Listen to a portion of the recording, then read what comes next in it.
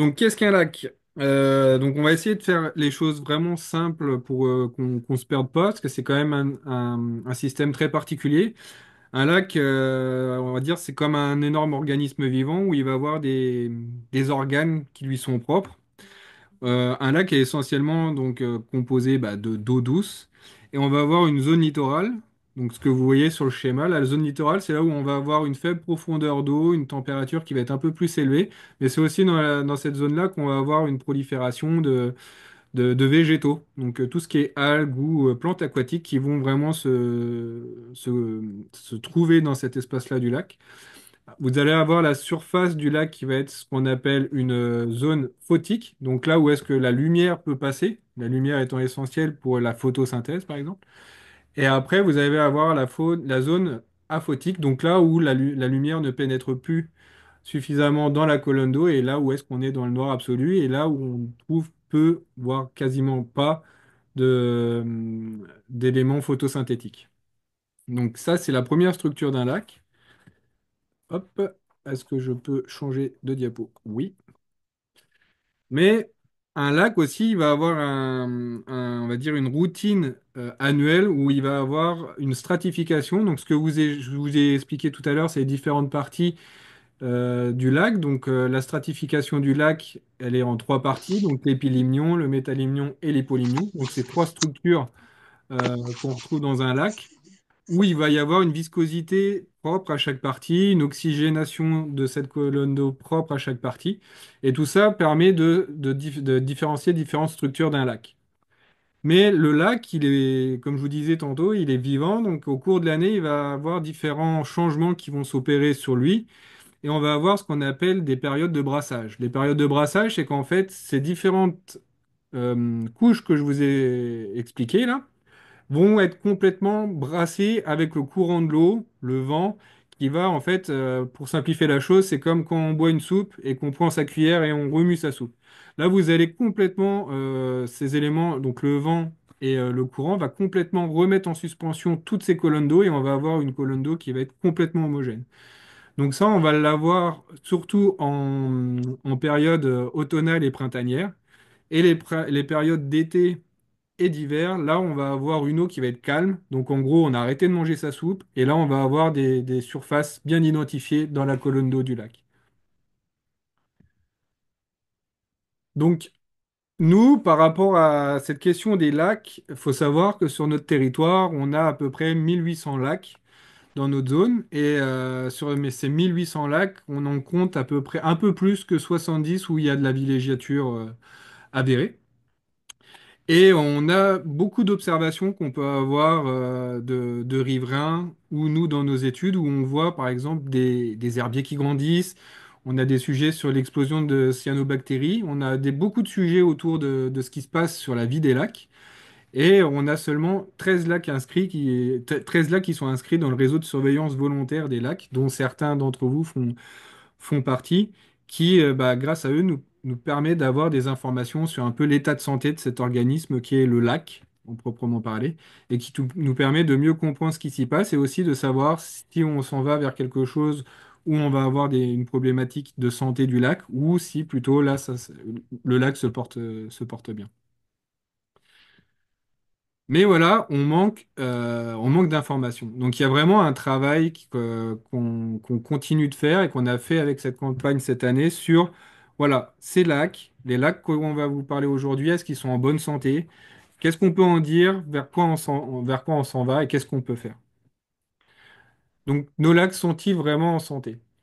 Donc c'est un peu sous cette question qui a apparu le projet lac en villégiature justement pour identifier les problèmes qu'on peut avoir ou pas sur 10 lacs qu'on a choisis. Donc je vais vous citer les 10 lacs choisis. Donc on a le lac de la Grande Fourche, euh, le lac Saint-Hubert, le lac Malobèze, le lac des Joncs, Belle-Avance, le lac Plourde qu'on voit ce soir, le Petit Ferré qu'on va aussi voir ce soir, le lac Michaud, le lac Minouche et le lac des Îles. Donc comment est-ce qu'on a décidé de se dire on va analyser ces lacs? Qu'est-ce qui a permis sur quelle base s'est fait le choix des lacs? Donc on a déjà commencé, là, le tableau que je vous présente, c'est un peu les informations qu'on a des lacs. Et on s'est d'abord basé sur l'information de est-ce que le lac a beaucoup d'habitants autour ou pas. Donc c'est déjà un premier critère qui a permis de sélectionner nos 10 lacs. Le deuxième critère a été l'accès public. Un lac qui va avoir un accès public, on suppose que c'est un lac qui va être un peu plus vulnérable à l'apparition d'espèces exotiques envahissantes qui va venir de l'extérieur, puisqu'il y a plus de gens qui peuvent fréquenter le lac qu'un lac qui n'a pas d'accès public. Ça fait partie des raisons. On a aussi pris le critère de si on a des cyanobactéries ou des algues filamenteuses sont observées sur notre lac, par nous-mêmes ou par des riverains. Et ensuite, le constat qu'on pouvait avoir actuellement sur l'état trophique du lac. Donc là, certains peut-être le savent, mais d'autres vont se demander c'est quoi que l'état trophique et c'est quoi qu'une eutrophisation. Alors, une eutrophisation, c'est littéralement une véritable nourriture présente. C'est-à-dire qu'une eutrophisation, c'est qu'on a un enrichissement de notre lac en matière nutritive. Cette matière nutritive, ce phénomène-là, d'apparition de la matière nutritive dans le lac, il est naturel, d'origine naturelle. Quand tout va bien, sans l'impact humain, ce processus d'eutrophisation, donc d'apport perpétuel de nutriments dans l'eau, met des milliers d'années à se faire.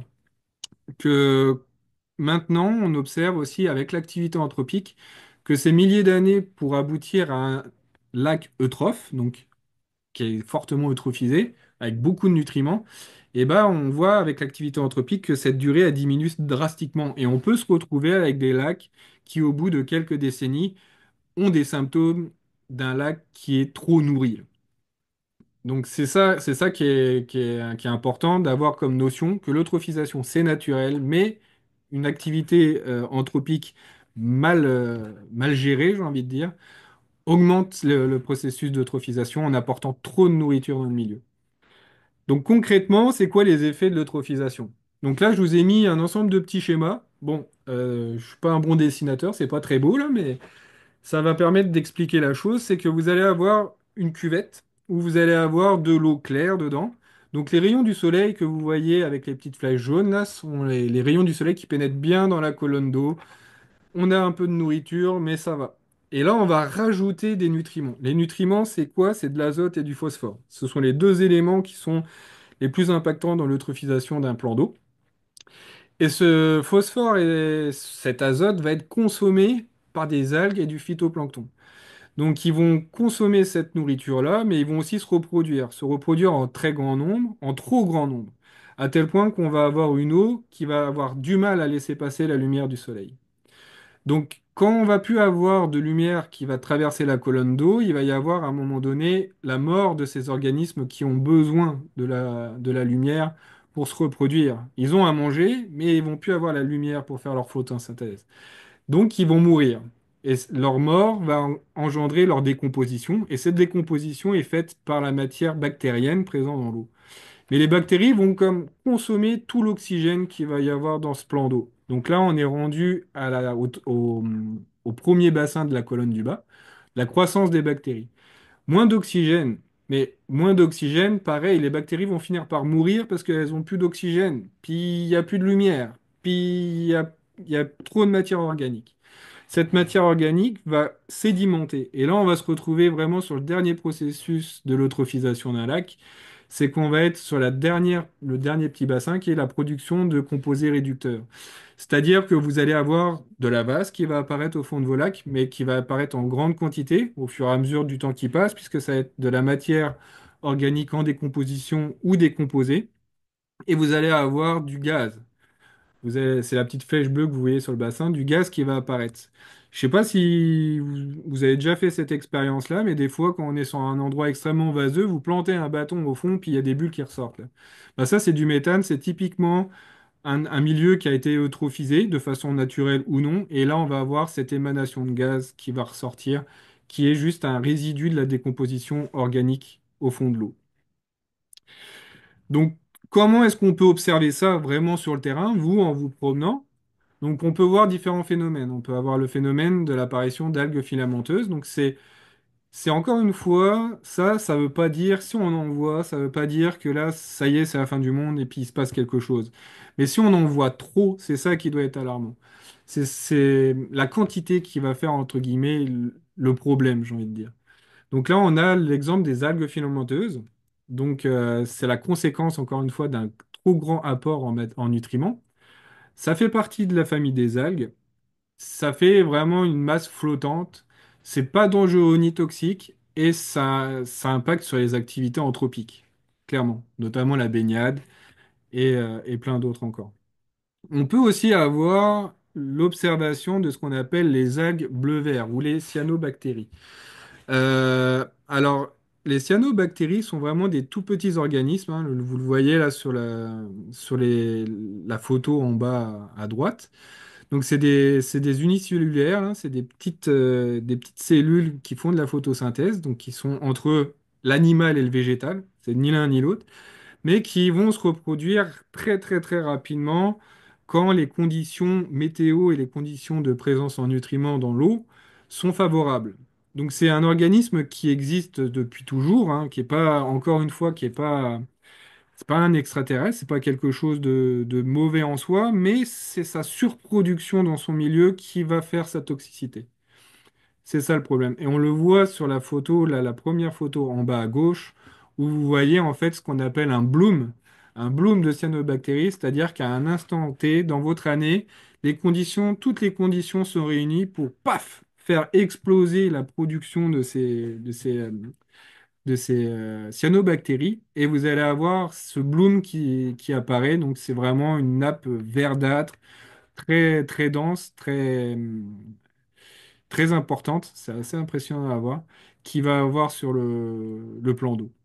Donc, par rapport à ces blooms, à l'heure actuelle, il y en a qui peuvent être dangereuses pour l'homme. Donc, c'est sûr qu'on s'amuse pas à prendre un pichet d'eau là-dedans et puis à boire ça le soir. Donc, il y a vraiment du travail à faire sur la toxicité de ces algues-là. Il faut être vigilant. Il faut pas se baigner quand on observe ce genre de phénomène. Et c'est bien de le signaler. C'est vraiment intéressant de le signaler pour nous notamment parce que dans le cadre des suivis des lacs, des gros blooms à répétition comme ça qu'on peut observer sur les lacs, c'est un signe justement que le lac, il a quelque chose qui va pas bien chez lui et il a un apport en nutriments qui peut être important et qui justifie ça. Mais voilà, là ce que vous avez, donc je vous présente les algues et puis les cyanobactéries, etc. Mais encore une fois, c'est quelque chose qui est naturel. On peut aussi avoir des plans d'eau, là, comme vous voyez sur ces photos, où on voit des plantes aquatiques, hein, des nénuphars ou du potamo, qui font partie de l'écosystème d'un lac. C'est des habitats qui sont utilisés pour la frayère de certains poissons, qui sont des zones de prédation pour les hérons, notamment les grands hérons et d'autres oiseaux plongeurs. Donc c'est pas quelque chose de toxique en soi, ça fait partie de la nature, ça fait partie des écosystèmes, mais le point où il faut être vigilant, c'est si d'un seul coup on voit les herbiers qui agrandissent d'année en année pour des raisons inexplicables, alors que avant, par exemple, quand j'étais petit, bon, bah, le lac, il a toujours eu de la végétation, mais là, je me rends compte que la végétation, elle est en train d'arriver à une surface énorme du lac et peut même aller jusqu'au centre du lac sur les lacs qui sont peu profonds. Là, c'est quelque chose où il faut se dire, la végétation n'est plus cantonnée sur la zone littorale, comme je vous ai présenté tout à l'heure du lac, elle se retrouve quasiment partout. Là, oui, il y a un problème d'eutrophisation. Donc, les objectifs du projet Lac en villégiature, pardon, c'est décliné en plusieurs objectifs. Là, on en a 6 exactement. Euh, donc, aujourd'hui, moi, je vais vous parler des 3 premiers objectifs, donc, qu'on a fait en détermination de la qualité de l'eau, évaluer l'impact des activités anthropiques dans les bassins versants des lacs et réaliser un plan d'action en concertation avec les acteurs du territoire. Donc, l'objectif 3 va tout de suite être en relation avec l'objectif 5, qui sera l'objet de la suite de ces présentations. Donc, ça sera 10 plans d'action qui seront proposés en collaboration avec les municipalités, les acteurs et l'ensemble des acteurs du lac, hein, des riverains et tous ceux qui sont impliqués de près ou de loin par les lacs en question, de mettre ce plan d'action, de proposer ce plan d'action pour pouvoir voir ce qu'on peut faire pour améliorer nos lacs. Donc l'objectif 1, comme je vous le présentais tout à l'heure, c'est ça, c'est de vraiment déduire, enfin, mesurer la qualité de nos eaux. Donc on utilise différents facteurs. On va d'abord utiliser la mesure de la transparence. Comme je vous ai expliqué, à un moment donné, on arrive dans une zone dans la colonne d'eau où les rayons du soleil ne rentrent plus. Est-ce que c'est lié à l'épaisseur de l'eau ou est-ce qu'il y a beaucoup de matière en suspension? Donc on va utiliser la mesure de la transparence comme indicateur d'eutrophisation. On va aussi mesurer l'oxygène et la température dans toute la colonne d'eau, donc depuis la surface jusqu'au sol du lac, pour voir si la température est stable et si l'oxygène est stable aussi. Donc pour faire ça, on utilisait une sonde paramétrique, hein. Donc c'est un outil de mesure avec une multitude de petites sondes qui va, en descendant de mètre en mètre, nous prendre les mesures qu'on a besoin pour notre étude. L'ensemble de ces points d'échantillonnage, on va appeler ça des points d'échantillonnage, ont été, euh, ont été signalés avec une bouée sur les lacs. Donc vous avez dû voir, si vous nous avez pas, si vous nous avez pas vu, pardon, bah, vous avez certainement dû voir au moins les bouées. Donc c'est à ces endroits-là qu'on a effectué nos prélèvements. Donc on a fait ça en printemps, un en été et un en automne. Donc l'enrichissement, là je reparle sur la qualité de l'eau, c'est que tout à l'heure je vous ai parlé de l'azote et du phosphore, c'est que c'est les deux éléments principaux qui justifient enfin, l'eutrophisation d'un milieu. Donc d'où est-ce que ça vient et puis qu'est-ce que ça fait? La question est de savoir bah, déjà d'où est-ce que ça peut venir. Donc l'azote, on a vraiment des sources diverses, hein. De l'azote, ça peut être des fertilisants, ça peut venir de plein du sol en lui-même qui est lessivé, qui peut avoir un apport d'azote.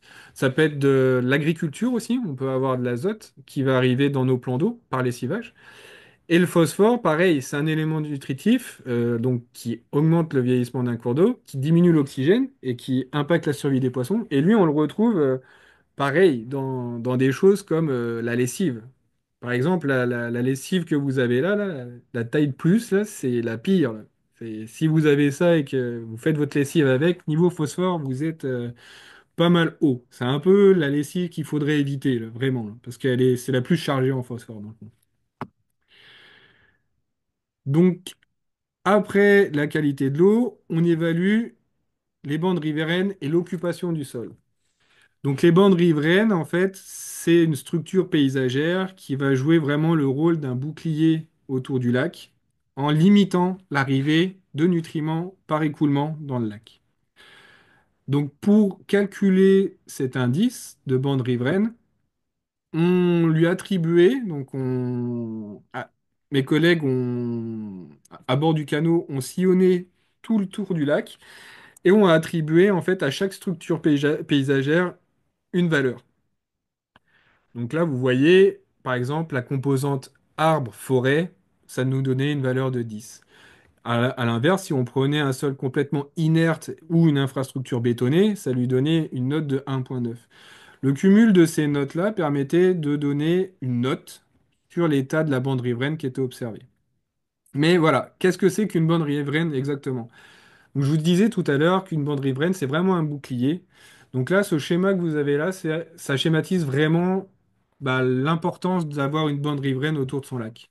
Et à quoi ça sert exactement? Donc ça va vraiment jouer un rôle de filtration de la matière. Donc on va vraiment avoir les végétaux qui sont en bordure du lac qui vont comme se nourrir en fait de cette matière organique avant qu'elle se déverse dans le lac. Pour mieux comprendre le phénomène, c'est comme si vous preniez une éponge, cette éponge elle est sèche, et puis vous versez de l'eau dessus. Dites-vous que l'eau que vous avez versée, c'est les nutriments qui vont se déverser dans le lac. Une éponge en une éponge sèche va absorber en fait toute cette eau que vous lui déversez dessus jusqu'à un certain moment où elle pourra plus s'occuper de cette eau, puis là vous allez avoir un déversement. Donc c'est ça le principe d'une bande riveraine, c'est vraiment le bouclier que vous allez avoir contre ces nutriments qui vont arriver en surdose dans votre lac. Donc si votre éponge elle est trop petite, bah, vous n'allez pas pouvoir verser l'équivalent d'une tasse dessus. Ça va déborder, ça va finir dans le lac. Et si votre éponge est suffisamment grosse, vous allez pouvoir verser votre verre d'eau dessus sans qu'il y ait de déversement et vous allez pouvoir capter l'intégralité des nutriments qui se retrouveraient malgré tout dans le lac si vous n'avez pas votre éponge. Donc c'est un peu ça le rôle d'une bande riveraine. Et enfin, le dernier objectif qui est à venir, donc c'est ce que je vous expliquais, c'est vraiment la réalisation de ces 10 plans d'action, donc un par lac, sur les problématiques qu'on a observées et qu'on va vous présenter aussi ce soir. Que ce soit la navigation, des conflits d'usage par rapport à l'activité sur le site. Est-ce qu'on voit beaucoup de bloom de cyanobactéries? Est-ce qu'on voit des bandes riveraines en bon état? Mauvais état? Qu'est-ce qu'on peut faire pour améliorer la santé du lac, pour essayer de faire en sorte que notre impact sur lui soit le moins possible? Et c'est ça, c'est qu'il y aura l'implication des municipalités et des associations de lacs, pardon. Et s'il n'y a pas d'association de lacs, on le suggère fortement d'en créer une. Donc on va commencer la partie résultat. Avant ça, j'aimerais savoir si vous avez des questions sur cette première partie. N'hésitez pas. Vous pouvez mettre le micro pour parler, c'est pas de trouble.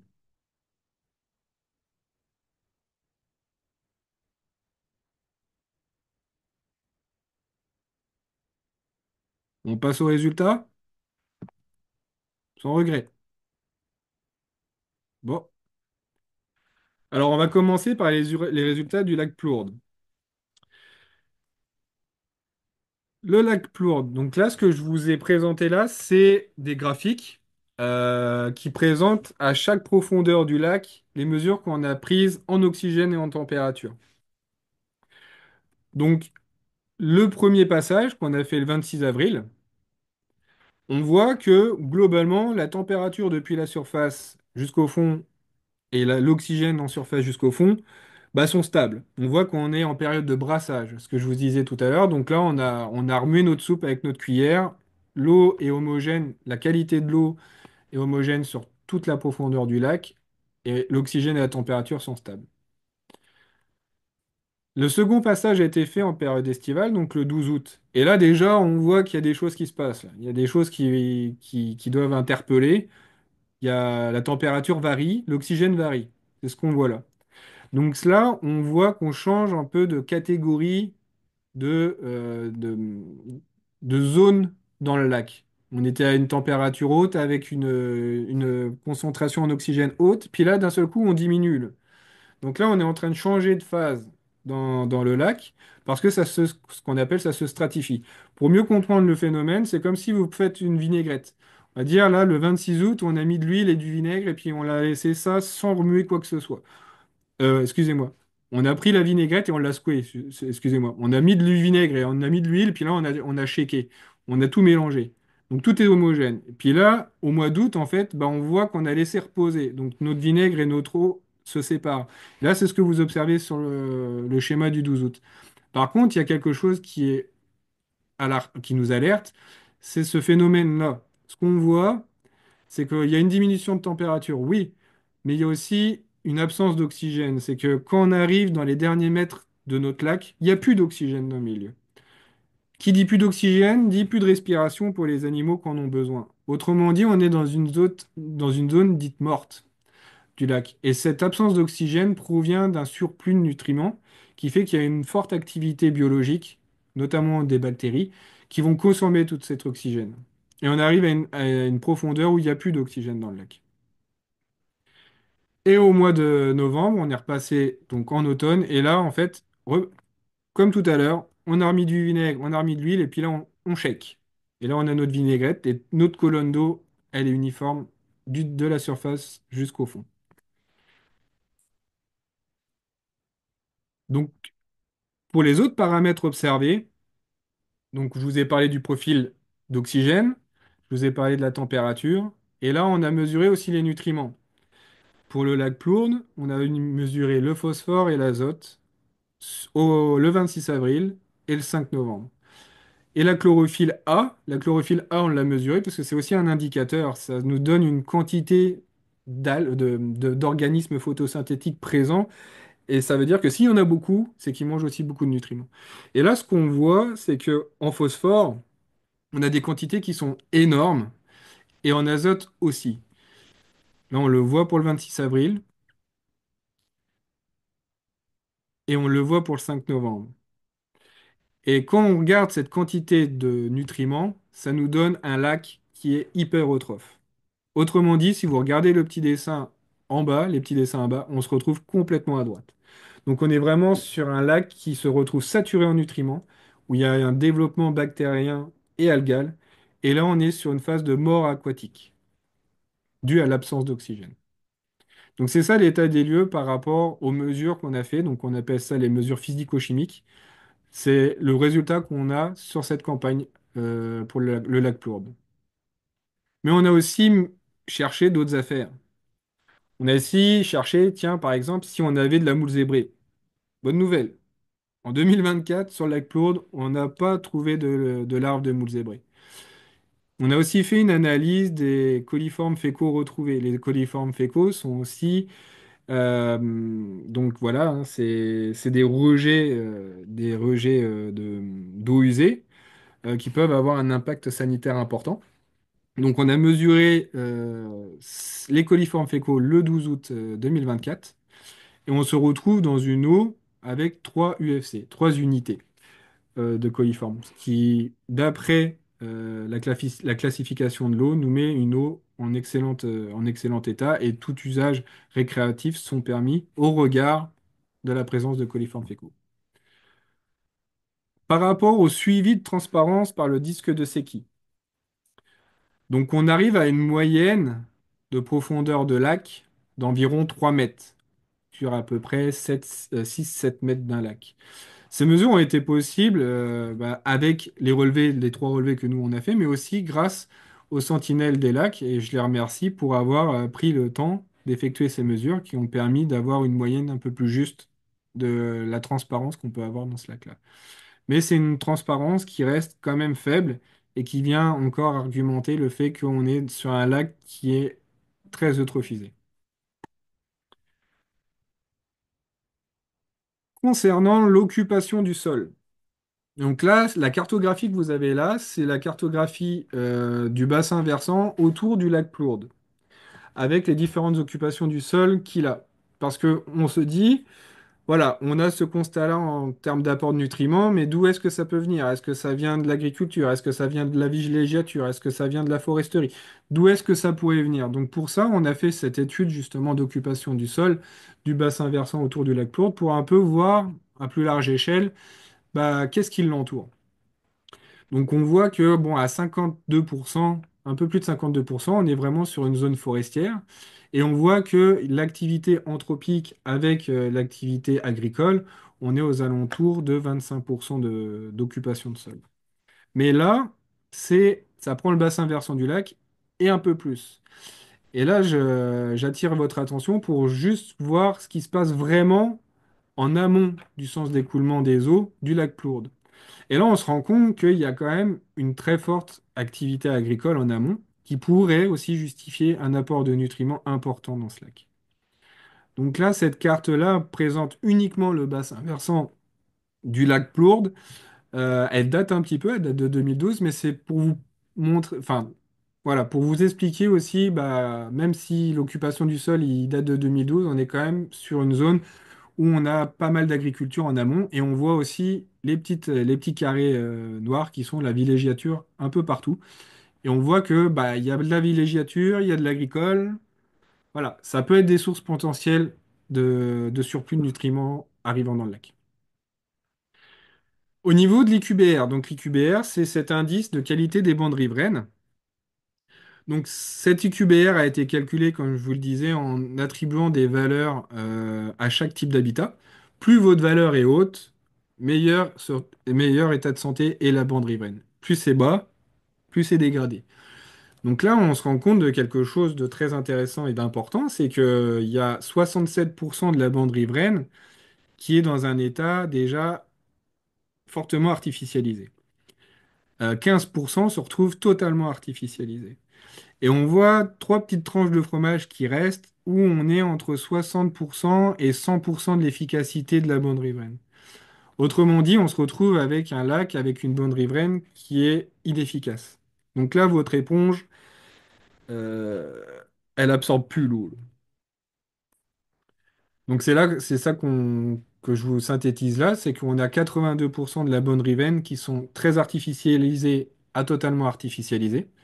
Donc ces bandes riveraines sont plus efficaces. Elles remplissent plus leur rôle écologique de barrière contre l'arrivée en nutriments dans le lac et ça laisse passer tout ce qui peut arriver. Donc ce qui peut arriver de la villégiature comme ce qui peut arriver de l'agriculture.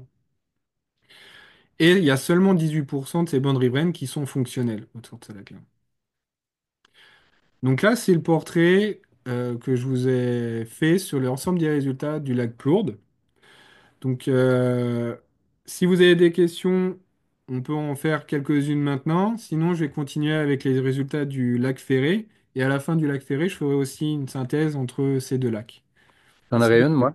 Oui, Au niveau de la bande riveraine, tout l'ouest du lac est pas habité, donc ça devrait être bon, mais ça ne l'est pas.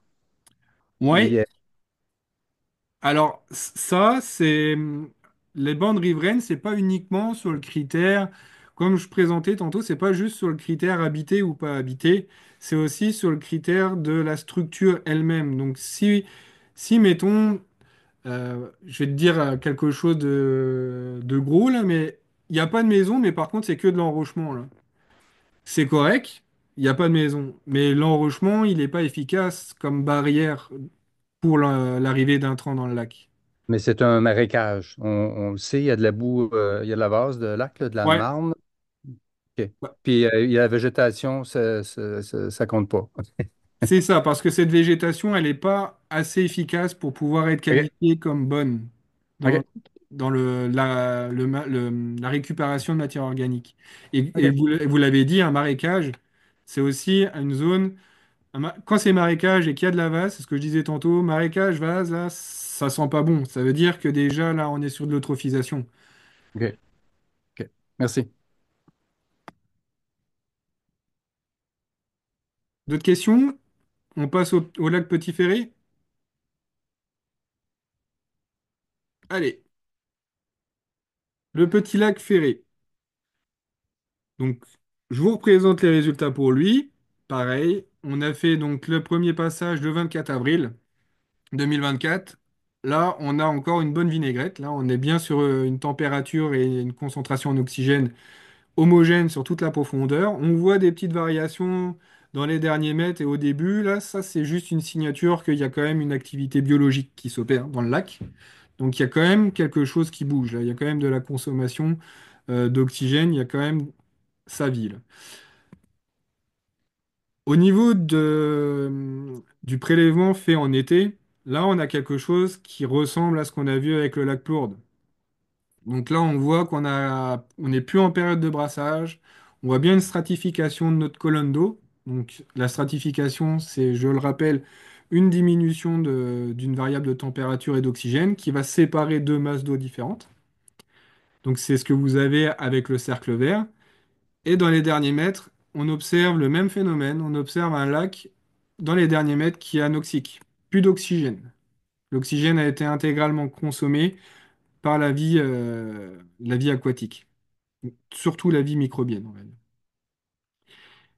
Et en automne, on repasse en période de brassage. Les vents, etc., font que le lac se retrouve en brassage. On a encore remélangé notre vinaigrette là.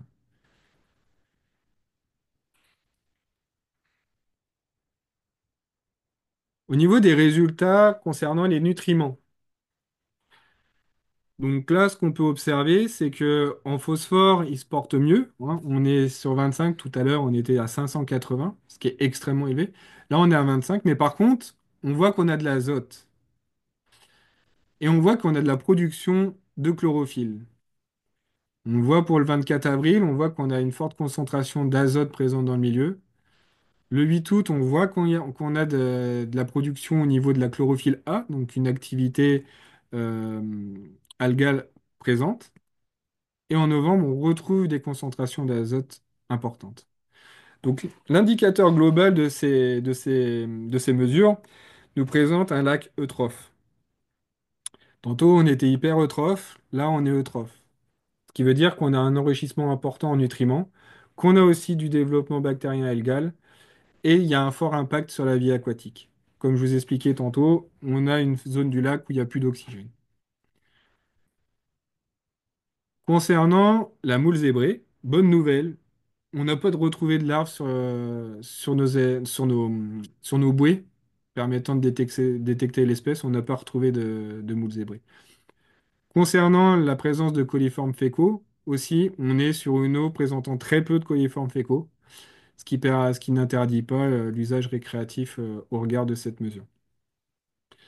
Concernant la transparence d'eau, on est aussi à 2 mètres de profondeur de transparence. Là, pour le coup, là, la moyenne a été faite sur les 3 relevés qu'on a effectués dans le cadre de notre suivi. Concernant l'occupation du sol du lac, donc là, voilà, on a le lac Petit-Ferré, on a le grand lac Ferré au sud, et on voit aussi que sur le bassin versant plus large, on est à 76% d'occupation du sol par le milieu forestier. Et on regarde en amont, on a quand même aussi pas mal de zones agricoles, et on voit aussi les zones anthropiques là, qui sont en mauve, là, qu'on voit autour du lac. Donc si je zoome juste vraiment sur quelque chose de plus pertinent, donc vraiment l'arrivée des eaux en amont du lac, on va avoir cette carte-ci où on voit vraiment plus dans le bassin versant direct qui jette dans le lac l'activité agricole qui est présente en amont. Ce qui peut expliquer aussi, je dis pas qui explique tout, mais qui peut expliquer aussi l'arrivée des nutriments dans le lac. Concernant l'état de sa bande riveraine, donc là, on voit qu'on est sur une bande riveraine avec un secteur qui est quand même les secteurs que vous avez complètement à gauche, qui est plutôt en bonne santé. Là. On est sur un secteur ayant une bande riveraine qui est efficace, à 50% sur le pourtour du lac, et 11% au nord du lac. On a une zone boisée, là, avec un pourcentage d'efficacité de la bande riveraine de 11%. Et on a 15% où là, on est quasiment sur une bande riveraine très, très artificialisée, et 22% qui est artificialisée et quasiment imperméable, on va dire. C'est l'entre-deux. Ce qui fait qu'on a au total 37% de la bande riveraine autour de ce lac-là qui est artificialisée ou totalement artificialisée. Ces 37% sont complètement inefficaces pour, euh, pour faire barrière contre les intrants au sein du lac. Et on a 61% de la bande riveraine qui, elle, par contre, est fonctionnelle. Mais comme je vous ai présenté tout à l'heure, on a quand même beaucoup d'intrants dans ce lac-là.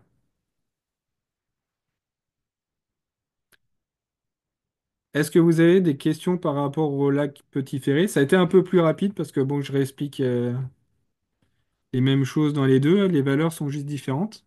Mais est-ce que vous avez des questions sur ce lac? Oui, moi j'en aurais quelques-unes en fait. Quand le l'activité est très forte, que le lac, le petit lac Ferré, en fait, l'activité est plus forte au début, ça veut dire que même si c'est une bande riveraine qui est fonctionnelle, les sédiments vont quand même transiter vers le côté nord du lac Alors, par rapport à ce schéma-là ou au tableau? par rapport au tableau. Celui-là, là. Non, en fait, le tableau géographique là, qui dénote tu sais, les bandes riveraines avec les arrivées de l'activité agricole. Oui, c'est Hmm. ça. Oui. C'est ça. Fait que quand même que la bande riveraine est fonctionnelle au bout, vers le bas, ça veut dire que les sédiments arrivent quand même, malgré le fait qu'il y ait une bande riveraine qui est fonctionnelle. Alors là, ce qui est intéressant, c'est qu'il faut faire attention entre les sédiments, ce qu'on dit sédiments, et nutriments. Les sédiments, c'est un peu ce qui va se déposer au fond de l'eau. Euh, Voilà, ça va faire cette couche au fond de l'eau et puis ça va augmenter au fur et à mesure du temps. Et les nutriments qu'on a, que ce soit l'azote et le phosphore, lui, il est dans la colonne d'eau et puis il va rester dans la colonne d'eau jusqu'à temps qu'il soit consommé. Il est dissous dans le fond. Donc il va, même si par rapport à la question de la bande riveraine, c'est que la bande riveraine vers le sud, là, elle est en bon état. Elle doit limiter très fortement l'arrivée par rapport aux rivières qui se jettent dans ce secteur-là, ou même en bordure directe. On a quand même un milieu boisé qui va capter ça. Mais si on regarde là si vous prenez les autres cours d'eau qui se jettent dans le lac et qui sont dans les zones rouges, etc., on va avoir un milieu boisé, mais on peut avoir quand même une zone où il y a rien, il y a pas de, on va dire, il n'y a pas de filtre dans ce secteur-là. Donc même s'il y a une brèche quelque part, et ben cette brèche-là, c'est pas parce que tout autour ça peut être bon. S'il y a une brèche là, on peut avoir quand même une infiltration. On peut avoir une arrivée de nutriments qui arrive là. Et cette arrivée de nutriments, elle peut être encore plus importante si ce qui est en amont de cette arrivée-là, c'est une source potentielle d'arrivée forte de nutriments, comme de l'agriculture, comme une villégiature avec des fosses septiques qui sont pas aux normes, etc., qui peuvent apporter de la matière organique dans le lac. C'est comme si vous aviez les portes ouvertes, dans le fond. OK. Puis aussi, c'est quoi l'effet, par exemple, des véhicules moteurs comme des Sea-Doo? Tu sais, le petit lac Ferry, pas très grand. Est-ce que ça a un impact important dans Oui, cette dégradation de la qualité de l'eau? oui, alors en fait tout ce qui est navigation là, c'est quelque chose qui favorise en fait l'eutrophisation des lacs de façon générale. Et alors ça, c'est vrai que moi je suis peut-être moins au courant de ces affaires-là, mais ce que je peux vous dire, c'est il y a des bateaux qui sont pas faits pour être sur des lacs trop petits parce que ça brasse trop. Et il suffit juste que un bateau fasse un passage. Là, c'est encore une fois, je vais reprendre la métaphore de la soupe. C'est que vous avez une soupe qui est bien là, puis il suffit d'un coup de cuillère, là. Un coup de cuillère pour tout remettre en suspension. Et le fait de remettre toujours de la matière comme ça en suspension, que ça soit des sédiments ou que ça soit un brassage avec des nutriments dedans, bah, vous remettez la machine en route et puis vous favorisez en fait un nourrissage, j'ai envie de dire, de la matière végétale présente dans le lac et ça va augmenter, enfin ça va accélérer un peu ce processus d'eutrophisation. Mais ça va pas brasser suffisamment l'eau pour être dans une période de brassage comme on voit avec une oxygénation, etc. On va appeler ça une sorte de pollution ponctuelle en fait. Vous allez remuer votre soupe et le fait de remuer cette soupe-là va favoriser en fait la remise en suspension de micro-organismes qui ont besoin de chaleur, qui ont besoin de lumière pour se reproduire, pour consommer, et tout ça va engendrer une eutrophisation. OK. OK. J'imagine aussi, je pose beaucoup de questions. Est-ce que la qualité de l'eau affecte les arbres? Tu sais, par exemple, les pellicules blanches qu'on retrouve dans le sens opposé du lac, est-ce que ça génère plus de champignons, par exemple, ou la perte des arbres qui sont là, indigènes? Est-ce que ça génère une dégradation aussi de cette qualité-là? Alors, je suis pas botaniste là, mais ce que je peux vous dire par rapport à ça, c'est que là, je vous parle de nutriments qui sont consommés par la flore, donc par des algues, par des microalgues ou des plantes aquatiques. Euh, les arbres, etc., que vous avez sur vos bonnes rivaines se nourrissent en fait du phosphore et de l'azote. Donc c'est pas ça qui va, c'est pas du poison en fait pour eux. C'est ça que je veux dire. OK. Là ce que vous m'expliquez là, c'est plus une parasitose, c'est plus une maladie, c'est autre chose, mais c'est pas lié aux nutriments qu'on retrouve dans le lac en tout cas. Puis une À ma dernière connaissance. question, comment les fosses septiques qui sont non conformes amènent de l'azote ou d'autres produits qui accélèrent la- L'eutrophisation. Oui, Alors c'est ça. ça, je vais pas vous répondre tout de suite, on va le voir, parce que j'ai une diapositive à vous présenter par rapport à ça. Mais pour faire simple et répondre brièvement à la question, c'est que les installations septiques vont pas retenir toute la matière organique qui va être rejetée dedans, et cette matière organique va se retrouver flochée en fait. être floché dans l'eau. Il va pas y avoir suffisamment de temps entre la sortie, si on fait simple, de la sortie des toilettes en gros au lac, bah ça sordrait de dedans. Je schématise énormément la chose, mais c'est ça qui se passe. C'est qu'il n'y aura pas un trajet suffisant avec une matière qui va absorber en fait cette surcharge de nutriments avant que l'eau finisse par se jeter dans le lac. En gros, c'est ça. OK. Mais je vais vous Ben, présenter après la diapositive. Donc là, je vais vous présenter une conclusion, puis des suggestions aussi, hein, par rapport à ce qu'on a fait comme constat. Donc cette conclusion, on va reprendre ce qu'on a vu pour le lac Plourde et le lac Petit-Ferré au niveau des caractéristiques qu'on a observées. Donc dans les deux cas, on a le lac Plourde et le lac Ferré qui sont tous les deux en brassage printanier et automnal. Donc on a vraiment secoué notre vinaigrette. On a en analyse physico-chimique, donc on observe vraiment la présence importante d'azote et de phosphore dans ces deux lacs. On observe aussi quelque chose qui est encore plus marquant, pour moi en tout cas, en tant que pêcheur, là, mais c'est l'anoxie des deux lacs en été. Mais cette anoxie qui est quand même à une surface peu profonde quand même par rapport à la hauteur d'eau du lac. On a par contre peu de coliformes fécaux et on a peu de coliformes fécaux dans les deux lacs. Donc, ce qu'on suggère et ce qu'on pense être le facteur de ce constat-là, c'est l'influence agricole et de villégiature qui sont quand même importants autour de ces deux lacs.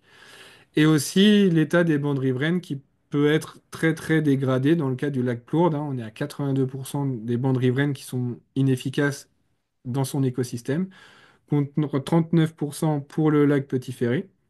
Et le résultat global, qui montre quand même un lac hyper eutrophisé pour le lac Plourde, donc avec une très grosse problématique, on va dire, d'apport en nutriments pour le lac Plourde, et un lac qui est quand même aussi fortement impacté pour le lac Petit-Ferré avec un lac eutrophe. Donc ça, c'est le constat. Qu'est-ce qu'on peut faire face à ces constats-là? Donc, on peut mettre en place la reconstruction de bandes riveraines efficaces. Euh, j'ai envie de dire, chaque geste compte en fait dans ce cas-là. Refaire une bande riveraine, c'est-à-dire bah, replanter des arbres, essayer de laisser quand même une surface où on va pas trop tondre, essayer de faire pousser une végétation sur les cailloux pour éviter aussi le rayonnement solaire et que ça réchauffe trop l'eau en bordure et que ça favorise la prolifération d'algues. Donc ça, c'est déjà un premier travail qui est important, c'est de refaire des bandes riveraines, refaire des éponges autour de notre lac qui puissent être efficaces et qui puissent limiter, faire un bouclier pour limiter au maximum les intrants qui peuvent arriver de l'extérieur. Il y a aussi un travail à faire avec l'extérieur, c'est-à-dire d'essayer de comprendre au niveau des activités anthropiques, leurs enjeux à eux, et puis de voir avec eux, bah, en effet, qu'est-ce qu'on peut améliorer pour limiter, eux, de leur côté, l'arrivée d'intrants. En plus de ce bouclier qui sera mis, grâce à votre aide, autour du lac. On peut aussi remettre aux normes les installations septiques autour du lac. Pour le lac du Petit Ferré, bah, créer une association de lacs justement pour voir et pour s'impliquer dans ce plan d'eau-là pour pouvoir faire en sorte que on s'améliore, que ça aille dans un sens de soigner un peu le lac, j'ai envie de dire. Euh, Notre étude se base aussi sur un an. Là, on a fait trois échantillonnages, mais avec déjà ces trois échantillonnages sur ces deux lacs, on se rend compte qu'il y a quelque chose qui ne va pas bien. On se rend compte qu'il y a quand même une problématique d'eutrophisation, et ça, juste avec trois échantillonnages. Donc, on pourrait nous dire, oui, mais c'est peut-être pas suffisant. En effet, c'est pas suffisant. Mais déjà, le signal qu'on en reçoit avec ces trois périodes d'analyse et les résultats que je vous ai présentés aujourd'hui montrent que il y a quelque chose à faire, il y a quelque chose qui va pas, et il y a quelque chose qu'on peut mettre en place pour améliorer l'état de notre lac. Et nous, on propose aussi, c'est d'investiguer sur 2 ou 3 ans pour vraiment identifier vraiment l'organisme, le lac, comment est-ce qu'il se porte vraiment, réellement. Pas juste de venir le voir un jour, puis de faire nos prélèvements, ah, il va pas bien. Comment il va sur l'année? Comment il se comporte sur l'année? Quelle quantité d'intrants il peut recevoir dans une année? Donc ça, c'est un peu ce qu'il faudrait qu'on fasse par rapport au constat que je vous ai présenté aujourd'hui.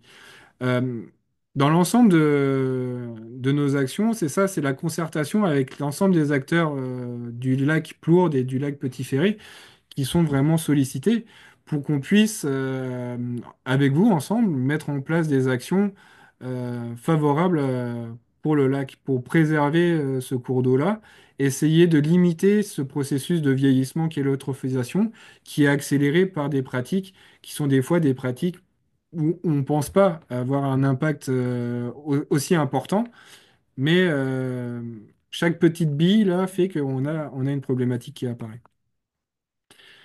Et c'est sur ça que je vais terminer en vous disant que, bah, voilà, que la qualité de l'eau, c'est l'affaire de nous tous. Et même si le constat il est pas joli là, sur ces deux lacs, on peut faire en sorte que les choses s'améliorent fortement. Je vous remercie pour votre écoute. Merci, Julien, de ta J'aurais une présentation. question. Oui, Oui, J'aurais une question au sujet. Je suis villégiateur au lac Plon. Est-ce qu'il y a une relation directe entre la navigation à moteur avec l'eutrophisation d'un lac? oui. Alors là, je vais vous sortir parce que j'ai plein de petites diapos là. Je vais vous présenter ça. Tiens, j'en ai sur les installations sceptiques, on va y revenir. Hop, non, c'est pas ça. Tac. Voilà. Alors oui, on a un impact direct, ah, c'est même encore celle d'après, on a un impact vraiment de la navigation hein, sur les écosystèmes. C'est ce que j'expliquais tantôt, là, c'est qu'on a, voilà, on va avoir la remise en suspension des sédiments et des nutriments.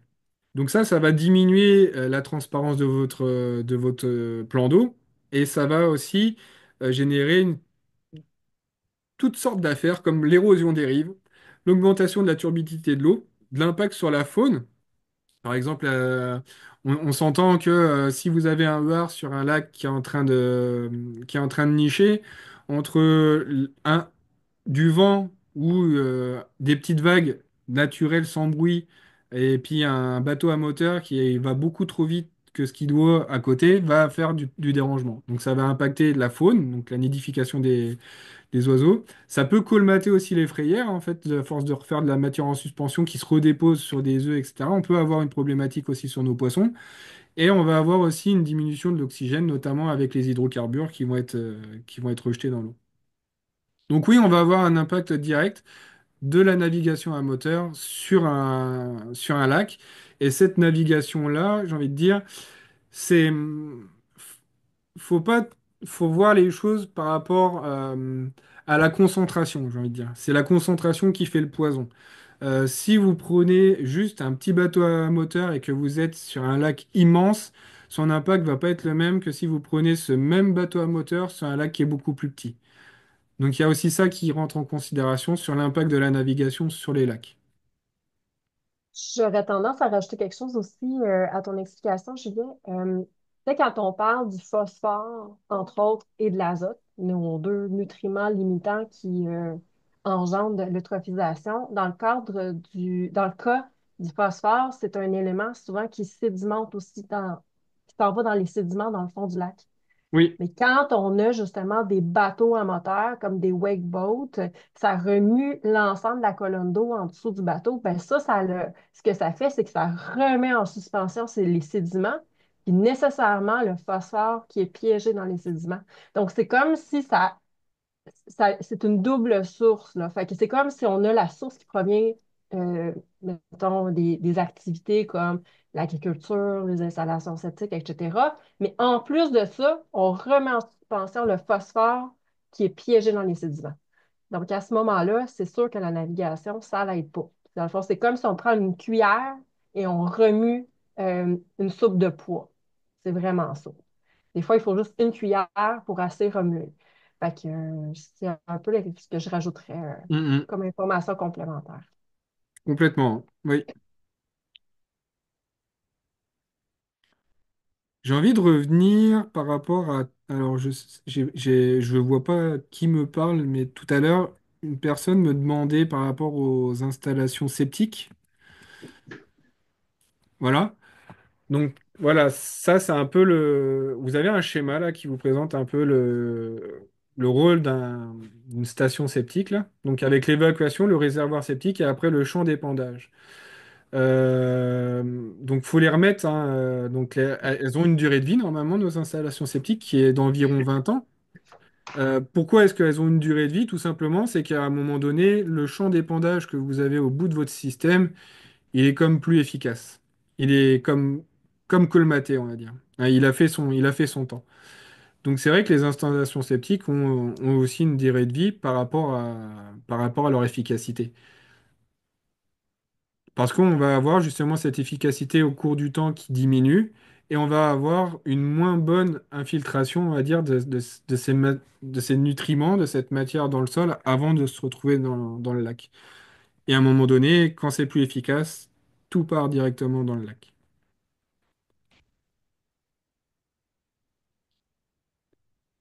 Je reviens avec la navigation en moteur sur les lacs.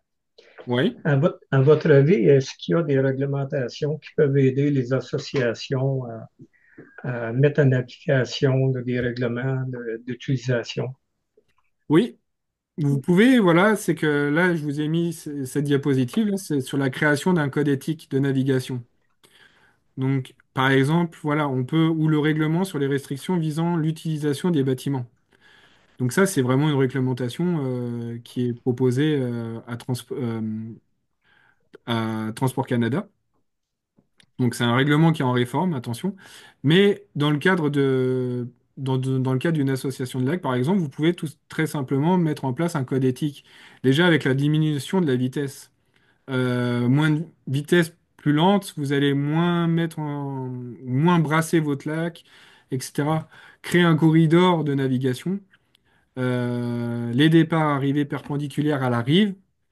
Utiliser aussi des embarcations à faible tirant d'eau, parce que moins vous allez avoir de tirant d'eau, moins vous allez brasser, et créer des vagues aussi. Et tout ce qui est motomarine et wakeboat, et gros bateaux, c'est vraiment de les faire naviguer dans les endroits où le lac est très profond. Donc ça, il existe. Alors je vais laisser certainement Alexa répondre à ça, mais on a, en fonction du type de bateau, on a par exemple, pour un wakeboard, je vous dis quelque chose comme ça, mais si vous utilisez ce type d'embarcation, il faut que vous soyez sur un lac qui fait, je sais pas, je dirais 350 pieds de large et puis 75 pieds de fond, mettons. C'est un exemple complètement farfelu que je vous dis, mais c'est qu'il existe ce travail-là pour dire quel type d'embarcation peut être utilisé sur quelle surface d'eau. Je crois, Julien, que tu l'as dans une diapo suivante, Ah si je me ouais. trompe pas. Ah ouais, voilà, exactement. Ouais, et Exact. voilà. Voilà. Pour le wakeboard, par exemple, vous pouvez l'utiliser en ayant un impact sur votre lac seulement si vous avez au moins 7 mètres d'eau. Et si la largeur de votre lac fait au moins 600 mètres. Ça donne une idée. Mm. Les bateaux nautiques à moteur central, c'est une profondeur d'au moins 5 mètres. Les pontons, c'est au moins 2 mètres de profondeur. Si je peux me permettre, je vais prendre parole ici parce que c'est des efforts qu'on a tenté de faire au sein de notre association. Et ça a provoqué vraiment là, de la grosse chicane chez nous. C'est pas, ça fonctionne pas. Nous, de notre côté, on est allé en consultation, on a fait des démarches et ça a été refusé catégoriquement par les riverains là, autour du lac. Je vous dirais surtout ceux qui ont des bateaux à moteur et des engins de tout genre qui utilisent des moteurs. Euh, je pense que nous, de notre côté, on a tenté toutes sortes d'approches. On a fait beaucoup de sensibilisation, mais là, à ce niveau-ci, là, à l'heure actuelle, on est plus dans le on ne sait pas quoi faire pour aller plus loin. On sait pas, on est vraiment démunis, je pense, face à la situation. Puis j'ai d'autres riverains autour de mon lac, là, dont M. Trépanier, donc, qui pourront confirmer, là, m'aider Oui. à ce niveau-là. C'est ça qui est. Ce que vous dites là, c'est la réalité, là. C'est vraiment ce qui se passe malheureusement, c'est que on va avoir aussi un problème, un conflit d'usage énorme entre des personnes qui vont vouloir continuer d'avoir cette activité récréative avec des engins peut-être disproportionnés par rapport à la taille du lac, qui vont avoir un impact euh, important en fait sur le lac. Donc la navigation, c'est un sujet, c'est un gros sujet. Mais comme vous avez pu voir là, sur la présentation, l'eutrophisation, c'est pas juste la navigation, c'est un facteur. Il y a plein d'autres facteurs et c'est vrai que nous, on est aussi là pour essayer de solutionner ça, d'essayer d'engager un dialogue, hein, de discuter, de voir concrètement bah, pourquoi, c'est quoi le problème, pourquoi. Essayer, voilà, on voudrait vraiment essayer de trouver une solution par rapport à ces usages-là. Le travail, il n'est pas terminé par rapport à ça. Il y a encore beaucoup de travail. Et ce que vous dites là, c'est vrai que mm, même moi, à titre personnel, je le vois des personnes qui vont vouloir continuer, mais je vois pas pourquoi je m'empêcherais d'utiliser mon appareil. Tu sais, ça m'a coûté comme 7000 pièces là. Tu sais, je veux utiliser mon affaire là, puis c'est compliqué ce que vous dites là. Et je pense que Alexa, elle le confirme aussi, c'est quelque chose où on a des efforts à faire pour essayer de trouver des solutions avec l'aide des municipalités aussi, là. Oui, tout à fait. Puis, tu sais, comme tu le dis, Julien, là, les sources sont multiples. On se cachera pas, par exemple, bon, on se cachera pas, par exemple, que c'est quand même assez impressionnant, là, les quantités de nutriments qu'on a vues, Oui, particulièrement au lac Plourde. C'est sûr que la navigation, ça n'aide pas. Ces résultats-là pourraient peut-être aussi aider à voir les choses différemment pour les personnes qui mise beaucoup sur la navigation parce qu'après tout, après ça, tu sais, c'est aussi au niveau, je veux dire, de garder aussi la valeur foncière de sa résidence aussi. certaines. Fait que, tu sais, il y a d'autres arguments aussi qui peuvent s'employer. J'imagine que vous les avez déjà employés aussi. Euh, c'est sûr que il va falloir éventuellement, en fait, l'étape après ça, après celle-là d'aujourd'hui, c'était la présentation des résultats. Éventuellement, on veut s'en aller vers un plan d'action. C'est sûr que la navigation, particulièrement pour le lac Plourde, va figurer dans le plan d'action. Là. Ça, c'est sûr que ça l'aiderait déjà de moins remettre en suspension cette soupe-là, là, ces sédiments-là, possiblement aussi qui sont dans le fond du lac. Mhm. Mais il n'y a pas juste ça, là. Tu sais, il va falloir aussi éventuellement investiguer davantage sur ça provient d'où. Ces sédiments, ces nutriments-là, excusez, le phosphore et l'azote. Julien le dit, les sources sont multiples. Ça peut provenir du secteur agricole, ça peut provenir des installations septiques. Il y a-tu des engrais qui sont mis sur les terrains? Tu sais, il y a comme bien des affaires aussi. On a parlé de la bande riveraine. La bande riveraine, c'est le dernier bouclier, on va dire, de protection vers le lac.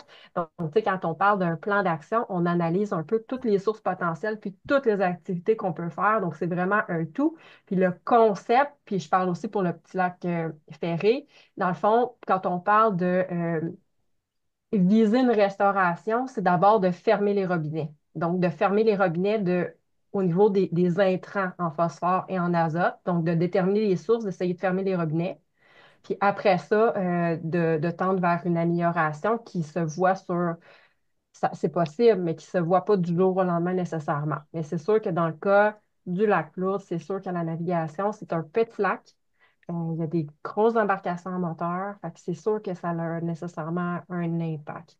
Fait que, faudrait réfléchir éventuellement ensemble sur qu'est-ce qu'on pourrait faire.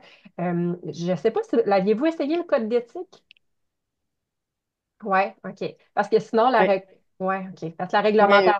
Oui, vas-y, vas-y. on a eu on a en fait proposé même des textes, là, puis on a appuyé ça sur tu sais, on a fait des recherches quand même, là, ces informations-là là, que vous présentez, là, sur la Ouais. diapo là, qui est là, ça, c'est des choses qu'on a déjà présentées là, aux membres de l'association. Mais la réponse, c'est souvent, ben, c'est sûrement pas mon bateau, Mhm. c'est probablement plus les agriculteurs qui sont à côté. Pis ça. Fait que c'est pas de ma faute à moi, c'est la faute des autres. Ça, on Ouais. l'entend souvent, là. Et Ouais, ben là, vas-y, je l'ai. excuse-moi, mais là, ce que vous dites, c'est un peu, c'est ça, c'est l'union fait la force, j'ai envie de dire, là, mais c'est vrai que c'est l'effet de masse. L'effet de masse, c'est quelque chose que notre impact, on se dit, les autres font pire ou d'autres personnes font pire que moi, etc. Et moi, ce que je fais, je vois pas le mal que je fais. Et c'est ça qui est difficile, mais faut, ce qu'il faut réussir à faire comprendre aux gens qui pensent ne pas avoir d'impact, c'est que, comme le disait Alexa, il y a plusieurs facteurs et il faut qu'on arrive à agir un peu sur tout pour fermer les robinets, là. C'est un peu comme si, voilà, vous fumiez 10 paquets de cigarettes ou vous buviez énormément d'alcool, etc., que vous avez un problème au foie. On va pas vous changer les poumons parce que vous continuez de fumer, là.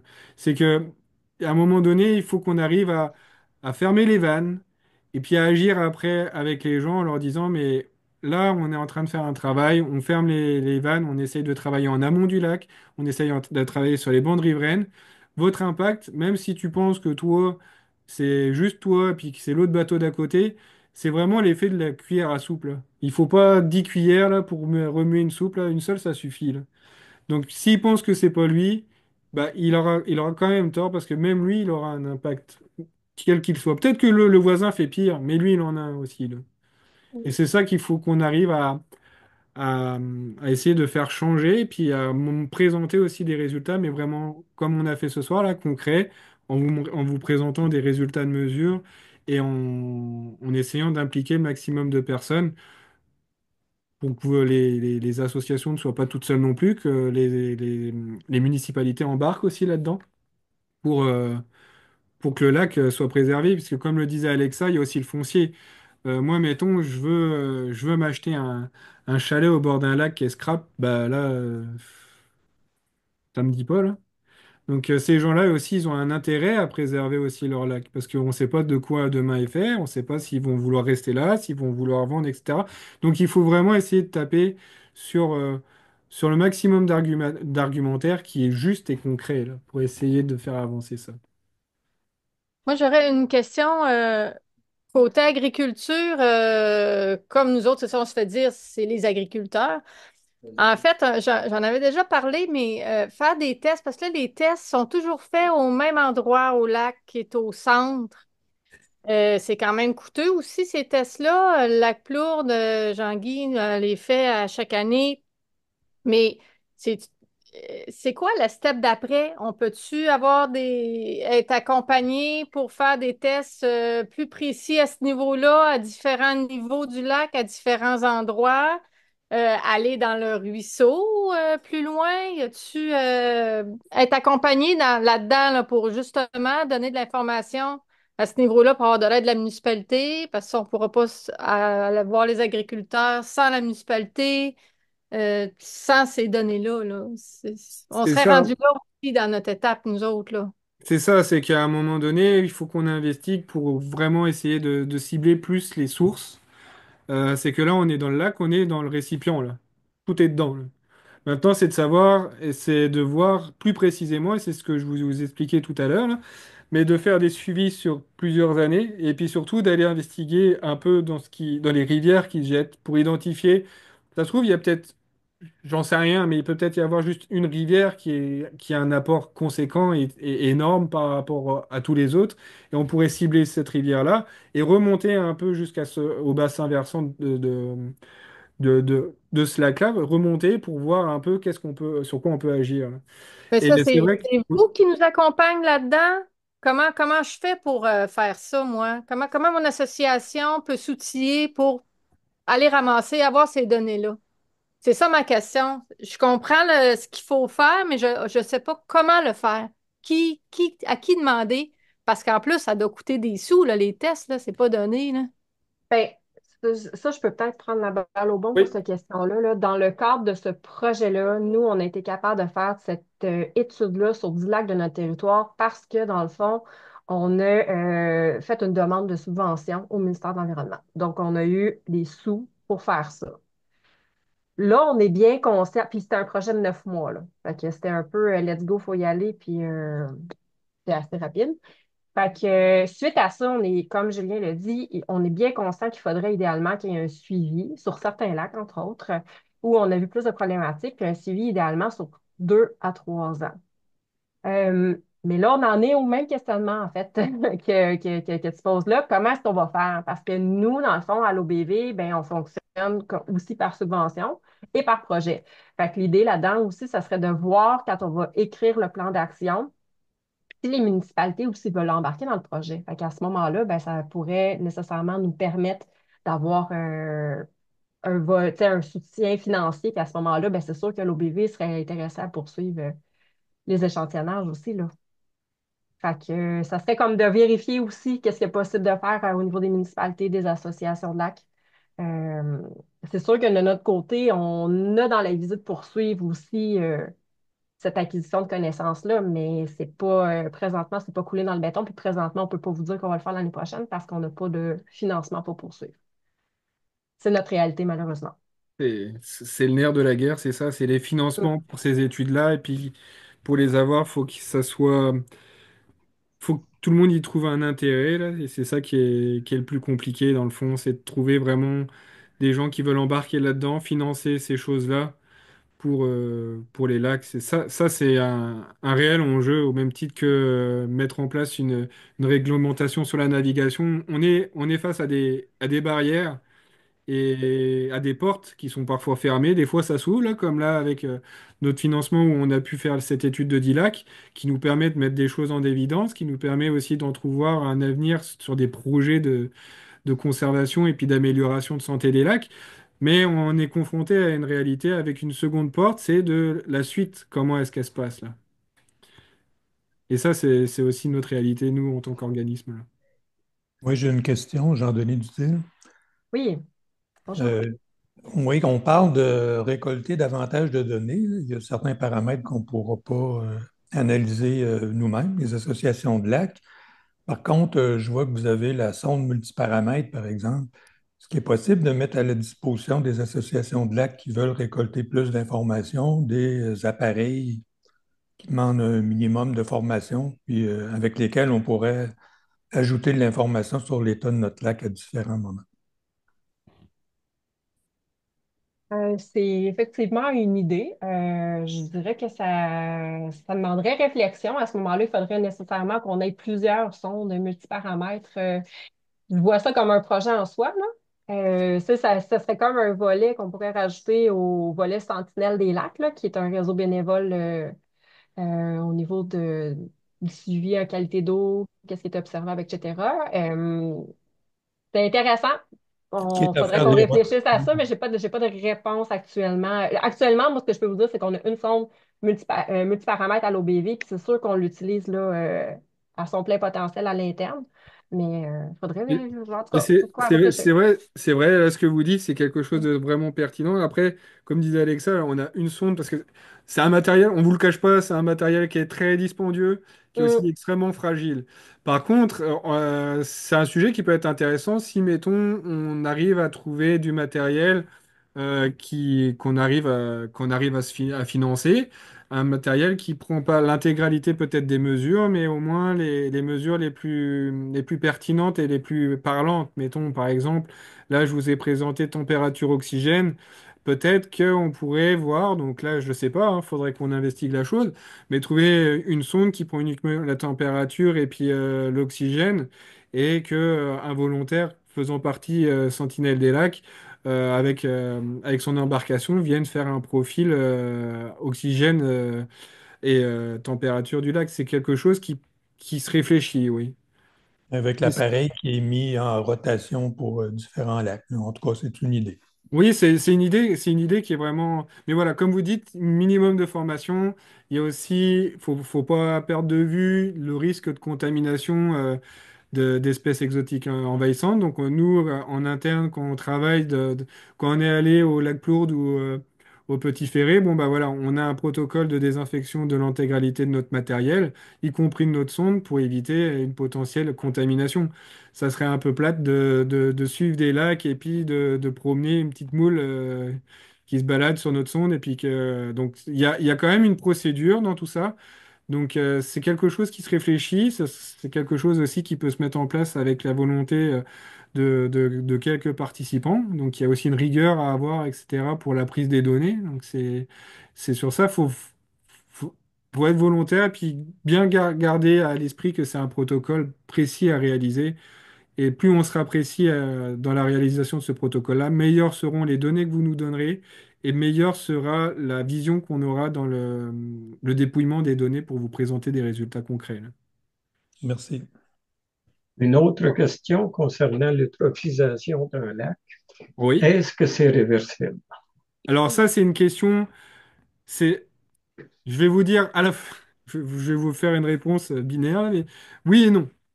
C'est qu'en fait, vous allez avoir, c'est comme si je vous disais, vous coupez, vous vous faites une grosse entaille dans la main.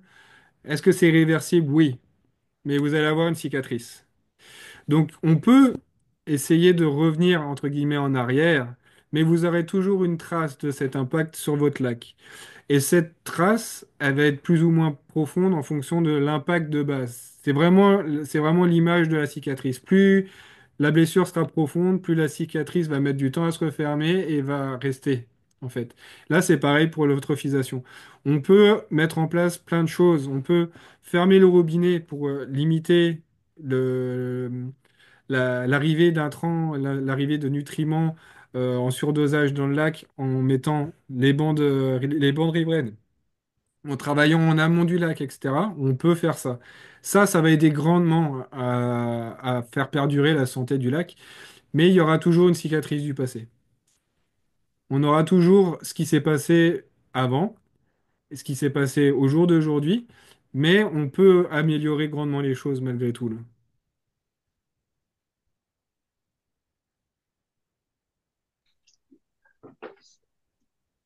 Merci. Puis, je tiens peut-être à dire, là, excuse-moi, je suis en train de lire en même temps là, les questions dans le chat, là, mais quand on demande l'état réversible, il faut quand même compter un certain nombre d'années aussi, là. Ça ne se fait Oui, pas du jour au lendemain, là. Tu sais, quand on parle de passer d'un stade d'eutrophisation à un autre, puis au niveau de l'amélioration, on parle de plus de dizaines d'années, là. Fait exactement. Oui, oui. que, mais il y a quand même des cas, je pense par exemple à une personne, ben, une chercheure là, au niveau des lacs, qui, elle, a même observé au niveau de son propre lac chez elle, euh, quand il y a une diminution, voire un arrêt de la navigation, il y a quand même une augmentation assez rapide de la transparence de l'eau, Mm. entre autres. Fait que, tu sais, des fois, il y a des changements qui sont plus rapides que d'autres aussi, là. Fait que, mais oui, c'est réversible, mais ça prend du temps. C'est pas mal C'est ce qu'il ça. faut se dire. Merci des précisions. Puis, je vais regarder dans le chat, là. J'ai essayé de répondre au fur et à mesure, mais je me suis parfois trompée de personne. On demandait s'il allait avoir un plan d'action pour chacun des lacs du projet. Puis oui, l'idée, c'est de faire un plan d'action pour tous les lacs. Ce plan d'action-là, ça se peut que je me répète, là, mais on voudrait le faire au courant de l'hiver. Donc, vous allez, idéalement, en fait, on veut le faire avec les municipalités et avec les associations de lacs. Pour les lacs qui n'ont pas d'association, de le faire peut-être avec des riverains qui sont intéressés. Donc, vous allez sûrement voir aussi passer sur les Facebook là, des municipalités, un peu comme ce que vous avez vu là, au niveau de la promotion de cette soirée-ci, là, de présentation des résultats. Là. On voudrait aussi faire une rencontre là, pour penser au plan d'action, là, justement avec les riverains et les municipalités, s'en aller plus en mode solution. Donc, c'est du pouce là-dessus. Il y avait une autre question aussi si on avait échantillonné les affluents des lacs. Ça, on en a parlé plus tôt, mais Mm. la réponse, c'est que dans le cadre de ce projet-là, non, on n'est pas allé échantillonner les affluents. Pour la question au niveau de l'enregistrement, c'est ça, c'est bah, signalez-vous par rapport à ça qu'on puisse vous répondre par courriel en vous transmettant le lien de l'enregistrement pour revoir la présentation du lac que vous désirez. Est-ce qu'il y avait d'autres questions? Moi, j'en aurais une deuxième. Concernant l'information, c'est important que l'information soit acheminée aux municipalités. Le rôle des MRC dans ça, c'est quoi exactement? Parce que quand même, les MRC, ça chapeaute beaucoup de sujets autour des municipalités. Ça donne aussi des moyens. Est-ce que vous avez des relations directement avec la MRC? Oui, ils sont d'ailleurs partenaires de ce projet. Oui, tout à fait, ils sont au courant là, du projet en cours. Fait que, oui, c'est vrai, j'ai oublié de dire que au niveau des plans d'action MRC, du moins MRC Rimouski-Neigette, là, sont partenaires au projet, puis ils vont être sollicités pour les plans d'action. Merci.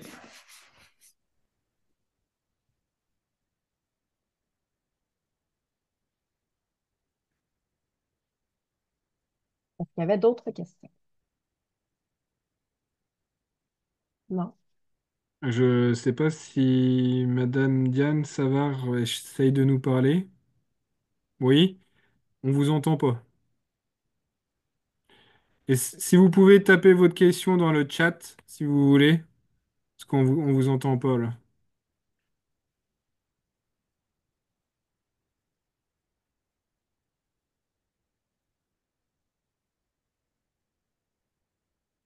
Non.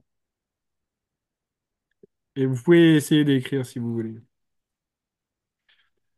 Mais après, moi, je voudrais aussi voir, est-ce que c'est clair pour tout le monde là, ce phénomène d'eutrophisation là, qu'on soit d'accord là-dessus, dans le sens que c'est quand même quelque chose qui est naturel à l'origine, mais que c'est cette activité anthropique là qui quand même qui augmente ce phénomène-là. Et j'espère que ça a été assez clair pour vous tous là, que c'est voilà, on met beaucoup d'amour à essayer de faire une présentation qui soit le plus compréhensible pour des personnes qui connaissent pas du tout là. C'est comme si moi on me parlait de mécanique, et des choses qu'on comprendrait pas bien là. Mais voilà, j'espère que ça a été clair pour tout le monde. On a la question de Mme Savard. Est-ce que 2000 à 3000 bernaches qui passent au printemps et à l'automne peuvent influencer? Alors oui, ça c'est une question, c'est une question que j'ai eue. On parle là du guano là. Donc oui, il va y avoir du guano dans le lac, évidemment. On va avoir, puis en plus, le guano de Bernache, ça colle là, c'est riche. Mais là, ce que vous dites là, c'est un phénomène. Alors déjà, est-ce qu'on va enlever les bernaches? Ça, c'est une question. Elles sont en migration déjà. C'est des oiseaux qui sont en migration, qui font des haltes migratoires sur les lacs. Et ben dans un processus naturel, c'est un peu ça aussi qu'on a. Dans un processus naturel, c'est aussi une source d'intrants sur les oiseaux de plongeurs ou les canards, on va dire, qui apportent une matière organique dans le lac. Là, 2000 à 3000 bernaches, on va dire, ça va avoir un apport très ponctuel de matière organique et sur une quantité qui, pour moi, est faible. Faut aussi distinguer une chose, c'est que là, on parlait de contaminants, etc., mais il faut avoir à l'esprit aussi comment agit cet apport en nutriments. Est-ce que vous êtes sur un apport ponctuel ou est-ce que vous êtes sur un apport qui va être chronique? Pour expliquer ça, je vais vous dire, vous avez un raz-de-marée, vous avez un bateau qui se crache et puis qui déverse tout son pétrole sur la plage. C'est une pollution énorme, extrêmement grave, mais elle est ponctuelle. Donc l'écosystème va se rétablir de cette pollution. Mais si vous avez une pollution chronique, où là vous avez juste des drains qui diffusent beaucoup moins de polluants, mais sur une année longue, est-ce que l'écosystème va pas pouvoir absorber toute cette pollution et vous allez avoir un effet chronique de cette pollution? Là, ce que vous dites par rapport à vos bernaches, oui, oui, c'est sûr qu'il va y avoir du guano qui va être apporté dans le lac. Mais ça sera, je ne l'ai pas mesuré, mais l'apport sera moins important qu'un apport d'origine agricole sur l'année ou de fosses septiques qui sont à l'année, flochent dans un lac, etc. Donc oui, il y a un apport, mais c'est ça le dosage. Quel dosage ça apporte?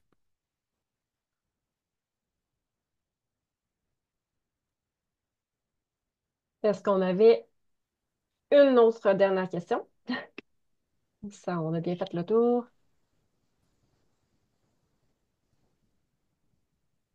Donc, ça semble assez complet. Super. Donc, dans ce contexte-là, ben, je vous remercierai pour votre présence et pour votre intérêt aussi pour la santé de vos lacs. Donc, ben, n'hésitez pas à suivre aussi le fil d'actualité de vos municipalités. Donc, vous allez sûrement revoir une invitation pour une participation au plan d'action aussi. Euh, Puis à ce moment-là, ben, on peut se tenir au courant aussi éventuellement. Si vous avez des questions aussi là, concernant la santé de vos lacs, etc., vous pouvez aussi directement nous écrire à nos adresses respectives à Julien ou à moi. Donc, ben, merci beaucoup et ça fait un plaisir. Merci, bonne soirée. Bonne Merci, soirée. bonne soirée à vous.